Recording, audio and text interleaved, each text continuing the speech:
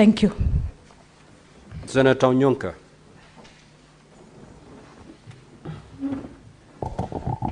Mr. Speaker, thank you for giving me the opportunity to raise a supplementary question to the CS. CS, first of all, I want to welcome you as my CS because we come from the same county, but professionally I'm happy. I'm declaring my interest, Mr. Speaker. The question I wanted to ask CS is that given the fact that you realize we are having a challenge on the housing problem within these institutions, has the ministry done an audit to find out, for example, how many hostels do all our TVETs need? And most probably, I'm sure CS, even all our universities have no housing facilities or hostels. What is the most probable resolution or solution would you offer this country in terms of either systematically spread out over a period of time so that we can then solve the issue of the deficit of all our universities and technical vocational training institutes where our children, young children, have no places to stay? And I'm sure, like you had Honorable Bonia Halwala state, that even when these young men and women are going for this training, these untoward issues of alcohol abuse and social dysfunction, if we had hostels which are managed properly and were observing the law, we would actually make our children are responsible and they worked hard. Thank you, Mr. Speaker. Senator Gataya. Senator Mofire. Thank you, Honorable Speaker. My question is written to the predecessor to the current minister came here, and I had the same question. There is this school called Kamutwado Primary School, which was allocated 20 million. 2 million was advanced. That was 2019-2020 financial year. And up to now, that school has not gotten the balance of 80 million. That is 2019-2020 financial year. The predecessor, Honorable Machogu, the CS Machogu, had promised to give them balance. I don't know whether in your archives you have that information, Honorable Waziri. There is also the Raka Technical College, which the community and the board would want it elevated to the National Polytechnic, because that is the only technical that serves quite a very huge population, the entire lower part of Eastern Province and some part of Kambani and some parts of Maua. So the community and the board would request that is technical be upgraded to the National Polytechnic to serve the intended purpose. Thank you, Honorable Speaker. Senator Bone. Mr. Speaker, thank you. CS, let's admit it. From your table here,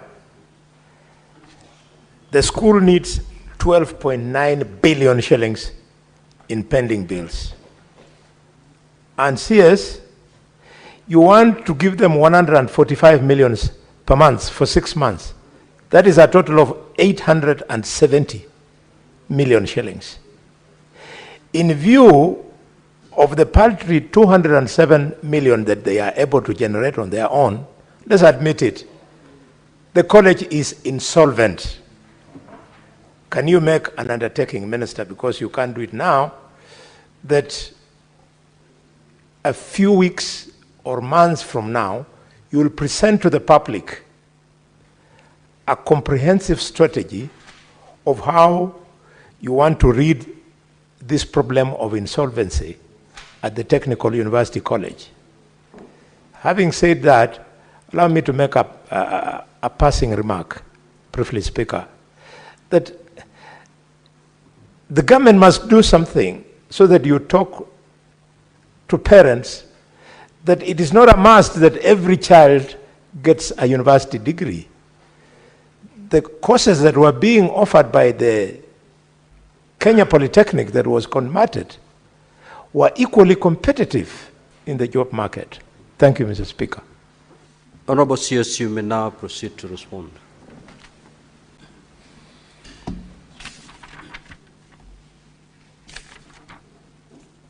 Thank you, Mr. Speaker.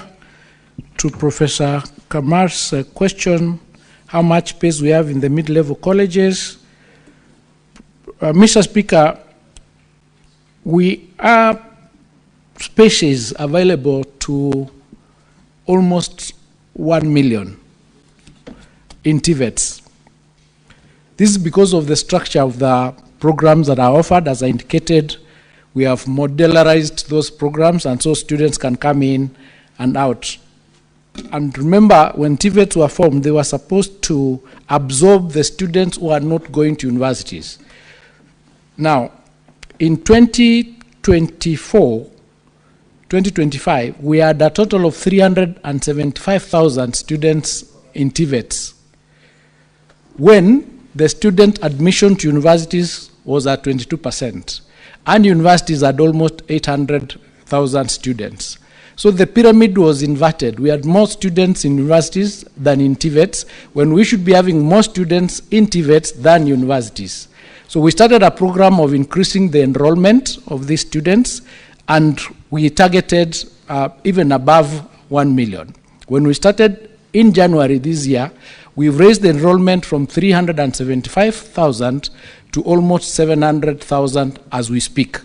And they are all in college, and we do admissions in January, we do admissions in May, we do admissions ongoing every quarter. So there is enough space to admit the students in our institutions, both TVET and VTCs, those ones who do not go to universities. And to Senator Boni Kalole's recommendation, it is true that some of the courses, because even now universities have a TVET institution within them, so that we have students who go to a university but they go to the TVET in the university, meaning that these are now courses that we can agree that we need to absorb our students into those universities. And that goes to answer the question of, we have a number of our students or young people between the age of 18 and 35 who are neither in formal school or in formal employment. So they are the ones that are out here, which the TVETs is supposed to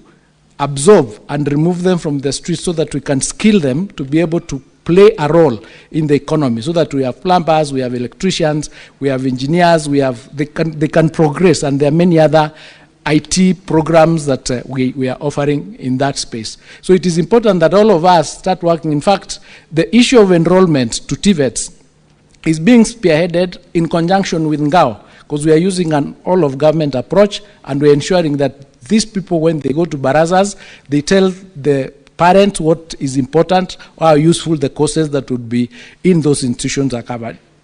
Apart from that, we have a lot of equipment in those institutions of TVET. So learning on hands-on learning is that much more effective. And recently we passed a policy called dual training policy,